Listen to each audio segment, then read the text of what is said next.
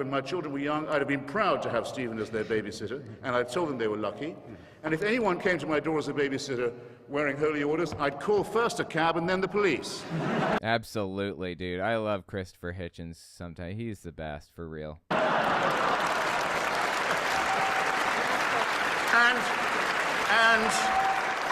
And it's your fault, sir and ma'am, it's your fault that that's true, and that everybody knows it's true. How you can live with it, I don't know.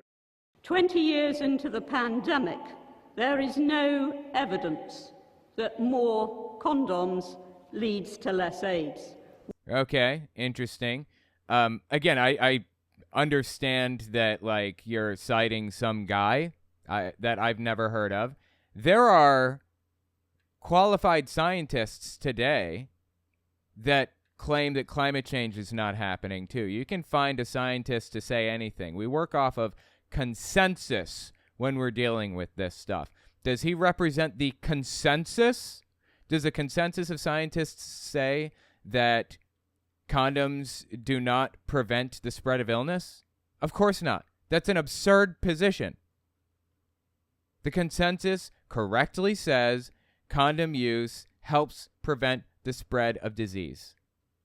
But she's going to find like 2 examples of people who contradict the consensus, even back then. And this isn't even that long ago. This is 2009, I think they said earlier.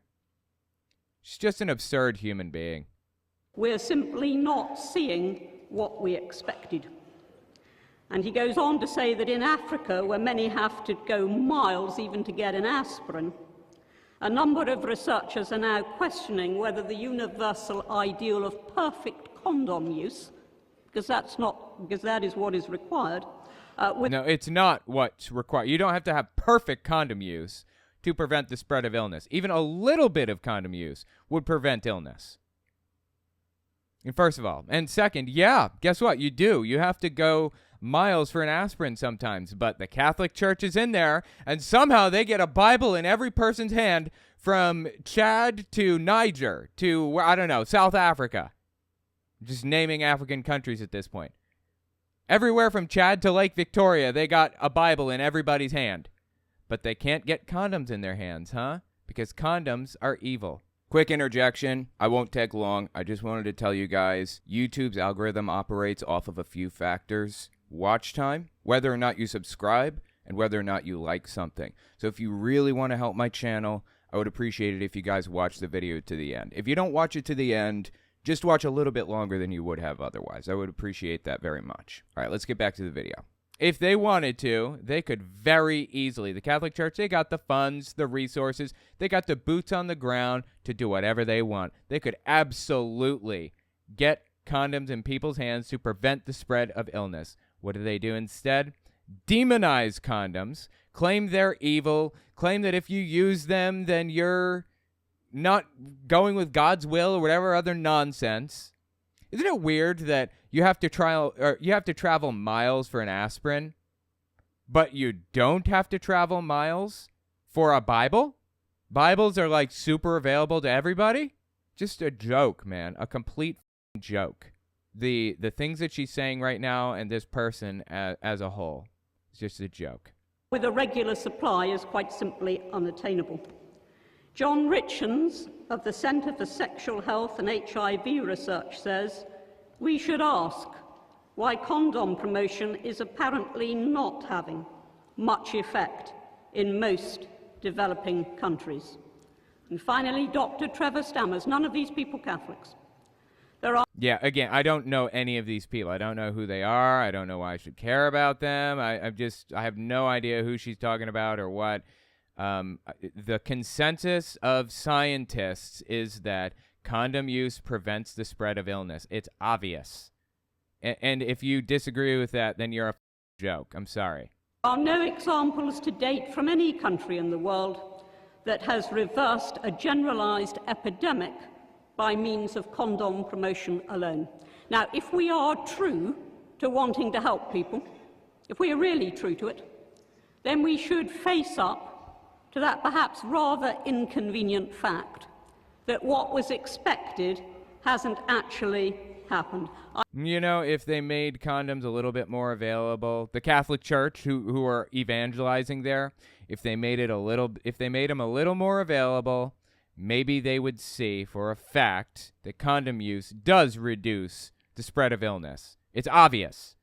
Does anybody really have to even say this? Give me a break.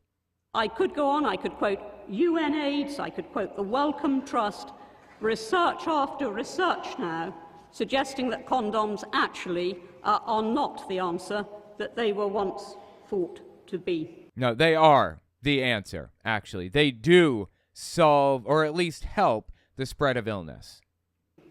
And when I said that our opponents are obsessed with sex, I meant it in this way. The only nastiness tonight, and there's been virtually none, the only nastiness tonight came when Stephen Fry accused the Archbishop of being sexually dysfunctional. Okay, I don't remember that. What the hell is she talking about right now? I saw this whole debate, this entire thing. If anybody comes in here and just sees this part, I watched all of it. I do not remember that. Because he said that celibate priests and monks had no right to tell him what to do because they were, and I quote his words, sexually dysfunctional. Oh, I see. So in the broad sense, he claimed that he was sexually dysfunctional because he's celibate. Right, okay. So I guess in a technical sense, like by technicality, he said that. Okay. That's a little bit of a cheap shot by Anne, but all right. As I've said, our opponents always try to home in on sex when the teachings of the Church, which are, after all, only about the stability of family, the maintenance of fidelity, the virtue of chastity, when the Church... Okay, I don't believe that chastity is a virtue.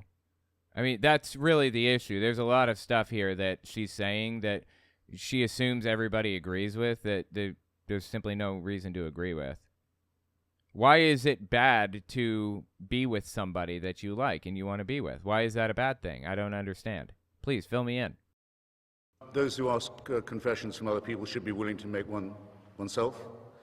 I am obsessed with sex.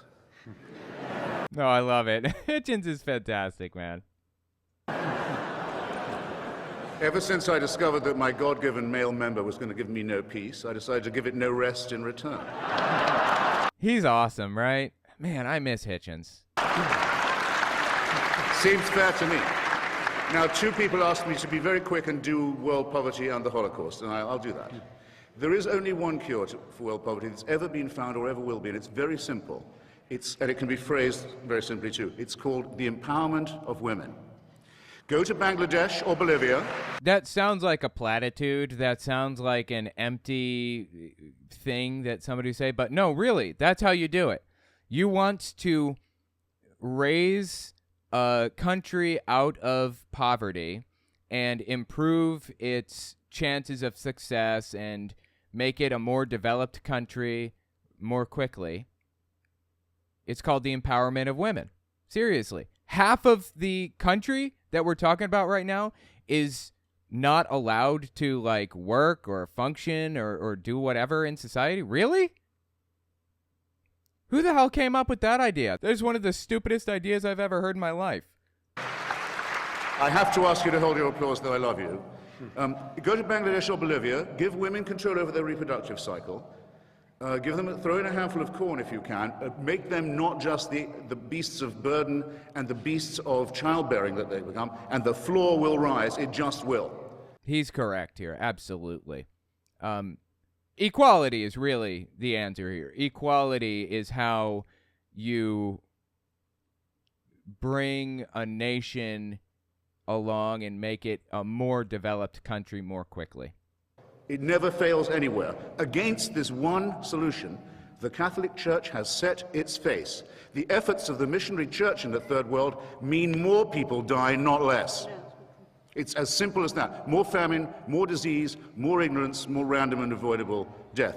Absolutely. And the Catholic Church's goal in being in these African countries is not to help them. It's to evangelize. Helping these people is secondary to that goal. That's why they have a Bible in every person's hand but not a condom in every person's hand. I asked, where is Cardinal Law, Bernard Law, and why? I have an authority here. He ducks the question. He also says that the church advises against homosexuality. It teaches against it. No, it doesn't. Any more than it teaches against divorce or contraception. Where it can, it bans these things and punishes them and writes them into the criminal code. If all you were doing, sir, ma'am, were offering advice, we could probably be fine with it. Yes, absolutely. And no, if you were offering if you were offering advice, I'd still have a problem with it. I just have a little bit less of a problem. He's absolutely correct here. It's not right to give them a pass on this. No one, though they were asked repeatedly, would say whether they thought Stephen Fry, my friend, was in a state of mortal sin or not. They wouldn't tell you. Something about the question brought out their inner coward. Well, I say that homosexuality is not just a form of sex, it's a form of love, and it deserves... This is an important point that Christopher Hitchens is laying down right now. This is an important thing to understand right here. Listen again. I say that homosexuality is not just a form of sex, it's a form of love, and it deserves our respect for that reason. It's not a form of sex, it's a form of love. That is something that a lot of people don't get. It's something that people don't seem to fully understand a lot of the time. Being gay is not a form of sex. It's a form of love. This is why I believe that pride events and pride parades and stuff should be child-friendly. And this stuff should be available to children. You know, the books about people being gay or whatever should all be available to children. 8, 10, 12, 14-year-olds. Because it has nothing to do with sex, really. Being gay is who you are romantically interested in. That's what it's really about. Reason that when my children were young, I'd have been proud to have Stephen as their babysitter, and I'd told them they were lucky.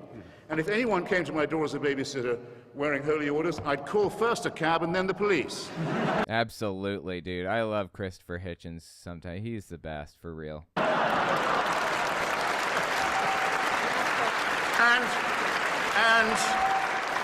And it's your fault, sir and ma'am, it's your fault that that's true, and that everybody knows it's true. How you can live with it, I don't know. Now, absolutely. Now, they can try to obfuscate and pretend that they are the good guys, and they have been helpful in society. They've improved the material conditions of blah, blah, blah. They can claim all that all they want, but everybody knows it's true, that they have been nothing but harmful in society. Relativism, I thought we were agreed. But Anne Widdecombe says slavery has to be considered in context. What's more relative than that? But there were people at the time, Thomas Paine, Benjamin Franklin, there were innumerable humanists and secularists who said slavery is evil. The church wouldn't agree. Now, which is it then? Is it that the church is wrong, or, even more suggestive, that God has not yet revealed that it's wrong to them? Or did God support it all those years and then change his mind? From a beginning point of absurdity, you arrive at a terminal point of absolute moral chaos. Yep, makes absolutely no sense whatsoever. None of it does.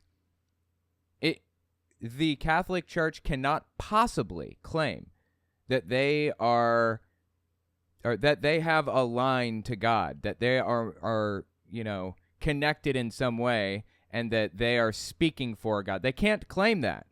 It's absurd to claim such a thing and watch all of this stuff happen the way that it has.